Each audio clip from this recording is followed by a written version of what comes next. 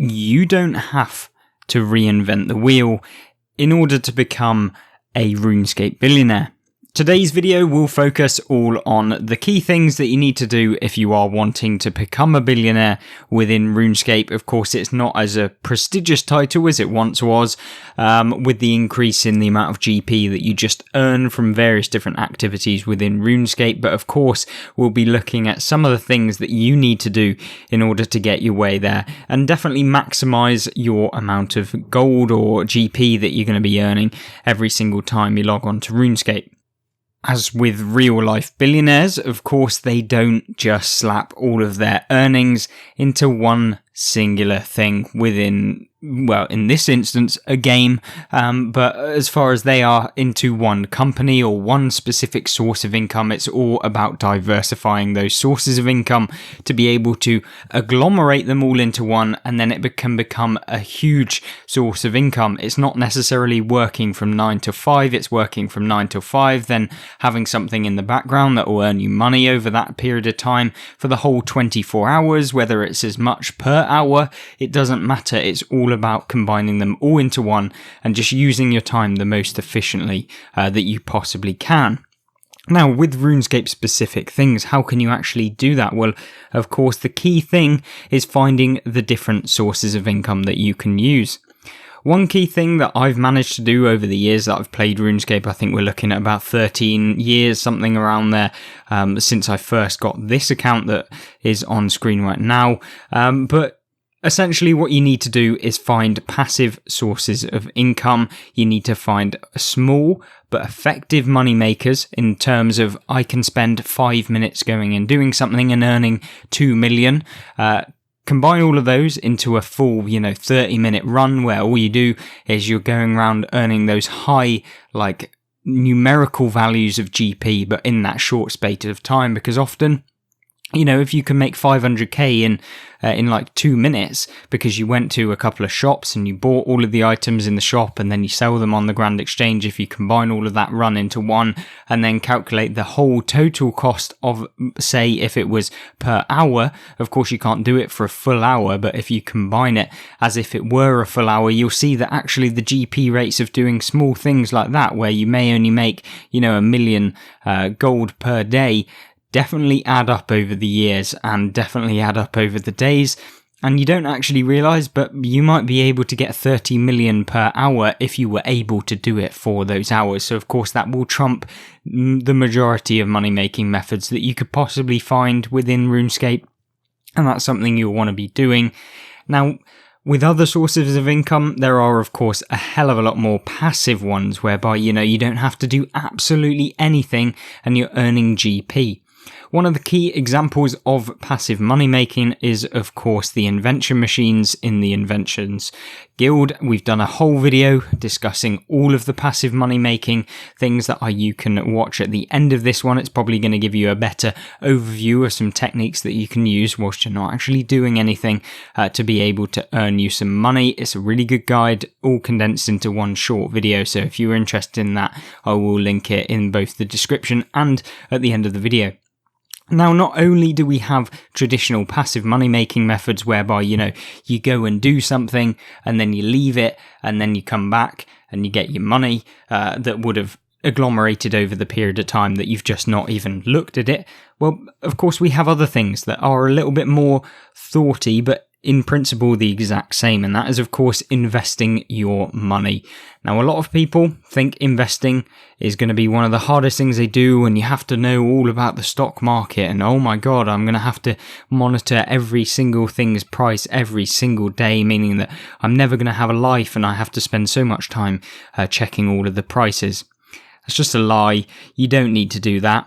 Often, yes, if you really do want to get into it and you want to be maximizing every single second that you're living on RuneScape, but then again, it doesn't really become passive at that point, and you're going to be spending a lot of your spare time in your actual life, real life, doing all of those things. But what you want to do is find some traditional key things that you can slowly buy over a period of time, something like after double XP, a lot of the potions actually, because they've been mass produced as part of the herb lore grind, you can actually pick them up for pretty cheap. What is the traditional trend? It doesn't take a genius that after a period of time, all of those potions get used up by the players who are doing combat, or people that maybe go off the game after making those potions and they never sell them, or whatever it becomes. It then slowly goes back to the normal state, and then therefore, because supply and demand are essentially the same, the demand goes up because people are no longer skilling and doing any of the double XP activities, and they're going back and slaying and combat and stuff like that. Well, of course, then they're going to try and purchase all of the combat-related potions, which means that not only have you got an increased demand, but you've also got a reduced supply because no one's producing them as much as they were, and so you're more than likely going to see increases in prices. And that is exactly what you'll see if you ever look at any of the graphs. You don't have to be a genius, just look at where they spike. Often that's generally a double XP weekend or the lead up to double XP, and then they crash pretty hard throughout that, and you can pick them up at a pretty decent price. Just check, what is the average sort of price that they show on the graphs, so you can do that on the RuneScape website. Of course, you can obviously go into more depth if you go onto the Wikipedia graphs and stuff like that, or the RuneScape wiki graphs even, and you can see all the different trends that there are throughout the history of that item. Of course, pick things that are generally going to go up. The consumables are often one of the things that you'll realise go up fairly consistently. Obviously, you could purchase weapons and stuff like that, but it's a bit more risky, and you have to kind of monitor the price of those weapons a lot more, and so it really becomes a little bit more time invested. But yes, you can make more money from those, but for the majority of players, you can maybe make 25% on whatever investment you make into certain things like herblore supplies that we've talked about, and that is exactly what billionaires will do and how they agglomerate a lot more money.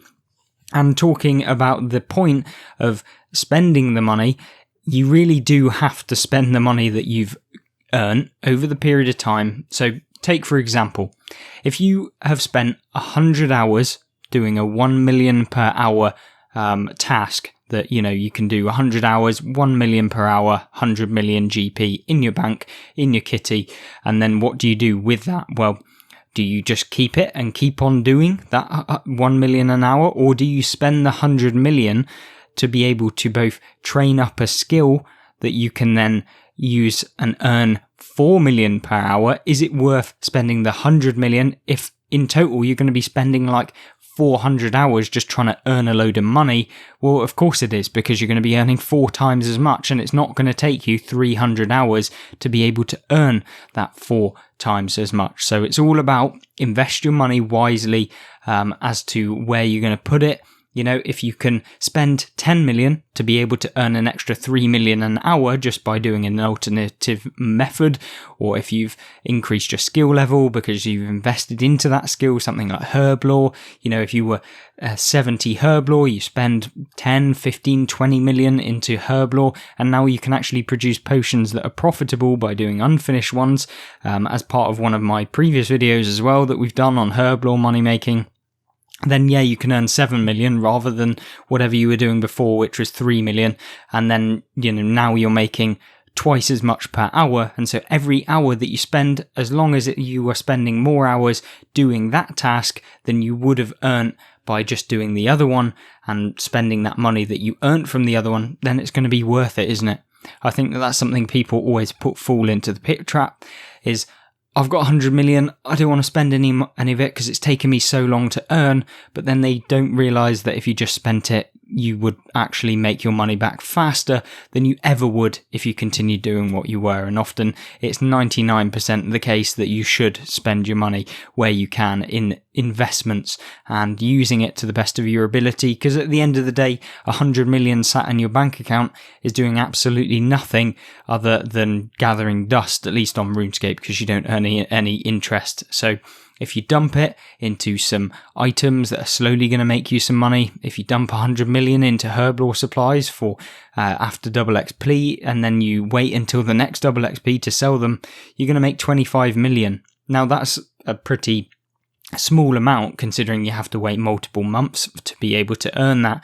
But if you take advantage of it and you're not waiting for the maximal amount of percentage back, then it really doesn't matter too much. So make sure that you use your money, spend it, and this is where the billionaires take their money and they kind of think about the small tasks. Say if you're doing a bossing, slaying, anything like that, that's just to build their initial cash stack. Once you've got maybe 3 billion, maybe you've got 2 billion because you've ground out all of the methods that we've kind of talked about, where you're getting in passive money and you're also investing and you're also then doing the active stuff when all of your investments and your passive stuff is also coming in at the same time. Once you've amassed that GP, often people can just live off of the GP that they've already got and earn money from that far in excess of the amount of money you would earn per hour doing something active. So, that's where the richest people in the world come in. The more money you have, the more money you make, and it becomes pointless you doing a task where you spend an hour defeating a specific boss to earn 40 million an hour if you've got 5 billion in the bank and you can earn 1% of that. Because what is 1% of 5 billion? Well, for those of you that can't calculate it, it's 50 million. So if you can just earn 1% increase in that, then yeah, you've earned 50 million. And trust me, the amount of percentage increases within the market every single day is well in excess of over 1% on certain items. So you'll be earning 50 million very reliably if you just use your GP that you have on your account. So kind of think of it in that way, whereby the money you have, just use it to make more money, whilst you also do all of the active stuff as well if you want to earn even more. So think about it that way, and that's where the Runescape Billionaire mindset really comes into Runescape. And of course, make sure that you think about that when you're trying to amass as much money. Of course, if you're not really interested in any of that and you just want to kind of casually play the game, then go ahead. But at least this video has given you an insight as to how people tend to make so much money on RuneScape and why there's such a discrepancy between the richest and those trying to kind of max their account and being kind of left in the dirt, I guess, with regards to, I don't want to spend money because I haven't got much and it takes me ages, when they could just spend that money and earn a lot more. So there we go. Hopefully this video gave you a little bit of a incentive to actually start using the methods that we talked about, and of course check out the previous videos that we've done on RuneScape 3 money making methods to be able to get that initial cash stack to use. Other than that, I hope you have a great rest of your day, and I hope that you'll join me back and subscribe for more content coming soon. Goodbye.